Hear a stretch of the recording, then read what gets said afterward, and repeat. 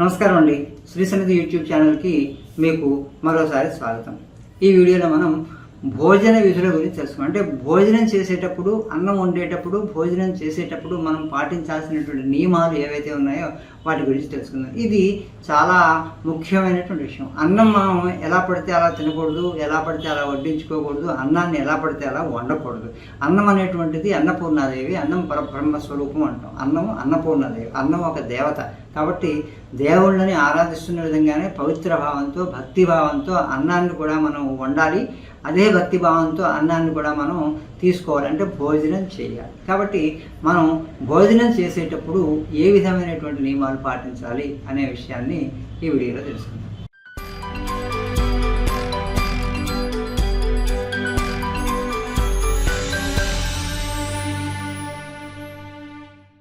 ముఖ్యంగా అన్నం వండేటప్పుడు స్నానం చేయకుండా అన్నం వండకూడదు.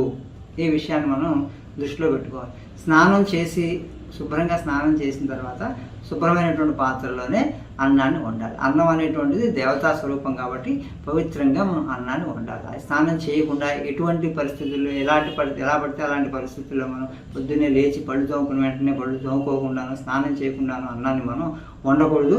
అలా వండడం వల్ల అది అరిష్టంతో సమానం అని చెప్పేసి మనకి పెద్దలు చెప్తున్నారు. ఇక అన్నం వండడం తర్వాత మనం కంచంలో వడ్డించేటప్పుడు కంచంలో ముందుగా అన్నాన్ని వడ్డించకూడదు.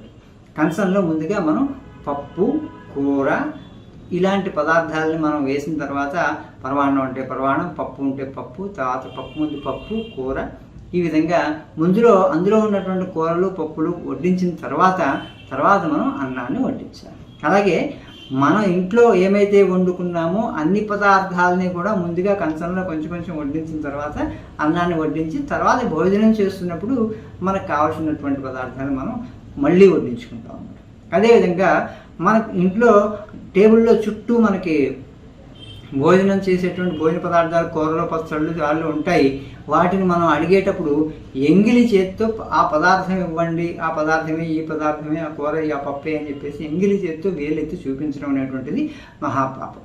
ఆ విధంగా మనం ఎప్పుడు కూడా చేయకూడదు. అలాగే భోజనానికి ఉపక్రమించే ముందు శుభ్రంగా కాళ్ళు కడుక్కోవాలి, కాళ్ళు చేతులు శుభ్రం చేసుకోవాలి. ఇదేమో నీట్నెస్కి సంబంధించింది, కానీ ఆధ్యాత్మికంగా కూడా ధర్మబద్ధంగా కూడా కాళ్ళు కడుక్కున్న తర్వాత భోజనానికి ఉపక్రమించాలి.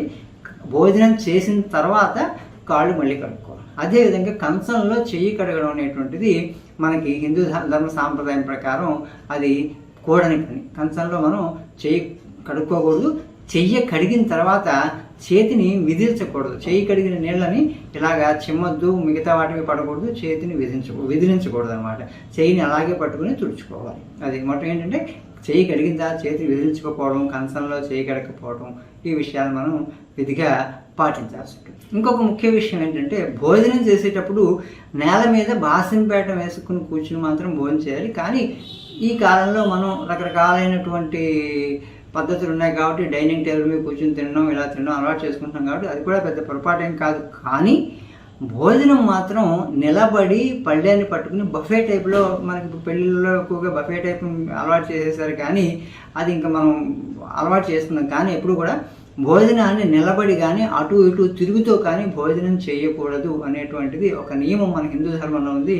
అది కూడా మనం విధిగా పాటించాలి. అదేవిధంగా చాలామంది అన్నాన్ని వంటింట్లోకి వెళ్ళి అన్నం పళ్ళెల్లో వడ్డించుకుని ఒళ్ళో పెట్టుకుని టీవీ చూస్తూ తింటూ ఉంటారు. అలా కాదు. టీవీ దగ్గర తినాలని ఉంటే టీవీ దగ్గర కింద శుభ్రంగా కంచాలు వడ్డించుకుని బాసింపేట వేసి కూర్చుని నియమ నిబంధనలన్నీ పాటిస్తూ టీవీ చూస్తూ తినండి, తప్పలేదు.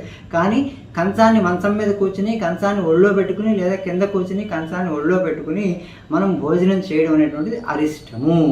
ఆ విషయం కూడా మీరు దృష్టిలో పెట్టుకోవాలి. అదేవిధంగా ఇంటి ఇల్లాలు భోజనం వడ్డించేటప్పుడు, భోజనం పూర్తయ్యేటప్పుడు కంచాన్ని మొత్తంగా ఊర్చేసి గిన్నె చప్పుడు చేస్తూ, గరిటతో చప్పుడు చేస్తూ కంచాన్ని అంతా ఊర్చేసి మనం ఆ వడ్డించడం అనేటువంటిది పనికిరాదనమాట. కనీసం ఒక 10-20 మెతుకులు, ఒక చిన్న కరుడు కానీ 10-20 మెతుకులు కానీ భోజన పాత్రలో ఉంచి మనం వడ్డించాలి. భోజనం పూర్తయిన తర్వాత ఇంట్లో ఆ భోజన పాత్రలో కనీసం ఒక ముద్ద అన్నమైనా మిగిలేలాగా మనం భోజనాన్ని వడ్డించేటువంటి కార్యక్రమాన్ని చేపట్టాలి.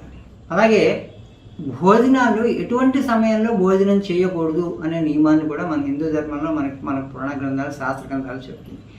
సూర్యగ్రహణం కానీ చంద్రగ్రహణం కానీ సంభవించినప్పుడు 2 గంటల ముందు నుంచి మనం భోజనం చేయకూడదు. గ్రహణానికి 2 గంటల ముందే మనం భోజనాది కార్యక్రమాలు ముగించాలి. సూర్యగ్రహణానికి చంద్రగ్రహణానికి కూడా ఇది వర్తిస్తుందన్నమాట. అదేవిధంగా ప్రాతః సంధ్యలోను సాయం సంధ్యలోనూ కూడా భోజనాన్ని మనం చేయకూడదు. సంధ్యాకాలం కన్నా ముందే 4-5 గంటల మధ్యలోనే మనం టిఫిన్ చేయాలి. అలాగే తెల్లవారుజామున దైవారాధన చేసుకుని, స్నానం చేసుకుని, దైవారాధన చేసుకునేటువంటి సమయంలో కూడా మనం భోజనాన్ని తీసుకోకూడదు అనేటువంటి ఒక నియమం మనకి పెద్దలు చెప్పారు. మన ధర్మశాస్త్రం ఏం చెప్తుందంటే ఆ విధంగా చేయకూడదు అని చెప్తుంది. కాబట్టి భోజనం చేసేటప్పుడు మనం పాటించాల్సిన విధులు ఖచ్చితంగా పాటించకపోయినట్లయితే ఏం జరుగుతుంది అనేటువంటి ప్రశ్న మీకు ఉత్పన్నం అవ్వచ్చు. భోజనం అనేటువంటిది ముందే చెప్పాం, అన్నం పరబ్రహ్మ స్వరూపం, అన్నం దేవతా స్వరూపం, అన్నం అన్నపూర్ణ స్వరూపం. కాబట్టి ఆ దేవతా స్వరూపాన్ని మనం అవమానకరంగా కనుక మనం భోజనాన్ని చేస్తున్నట్లయితే, భోజనాన్ని అవమానపరిచినట్లయితే మనకి మరుజన్మలో మనం భిక్షగాడిగా పుడతాము. లేదంటే అదే జన్మలో సంపద నశించి భిక్ష ఎత్తుకునే స్థాయికి వెళ్తాము. అదే జన్మలో మన సంపద నశిస్తుంది, ధనం చేకూరదు, ఎంత సంపాదించినా నిలవదు, అప్పుల పాలవుతారు, దరిద్రం వెంటాడుతూ ఉంటుంది. మరుజన్మ అనేది ఏమైనా ఉంటే పుష్టివాడుగాను భిక్షగాడుగాను పుడతారు అని చెప్పేసి మన ధర్మశాస్త్రాలు చెప్తున్నాయి. కాబట్టి అన్నాన్ని గౌరవించండి, భోజనాన్ని గౌరవించండి, సాంప్రదాయ సిద్ధంగా ధర్మబద్ధంగా చక్కగా భోజనాన్ని చేయండి. ఆ పరమేశ్వరుని, ఆ శ్రీమన్నారాయణుడి, మాత అన్నపూర్ణ కరుణా కటాక్షాలకు పాత్రలు అవ్వండి. ఇదండి విషయం. ఈ వీడియో మీకు నచ్చినట్లయితే లైక్ చేయండి, బంధుమిత్రులతో షేర్ చేసుకోండి. మీరు కొత్తగా ఈ ఛానల్ చూస్తున్నట్లయితే వెంటనే సబ్స్క్రైబ్ చేయండి, పక్కనే ఉన్న గంట సింబల్పై ప్రెస్ చేయండి. తద్వారా మా నుంచి వచ్చేటువంటి వీడియోలు మీకు నేరుగా నోటిఫికేషన్ రూపంలో అందుతాయి. నమస్కారం.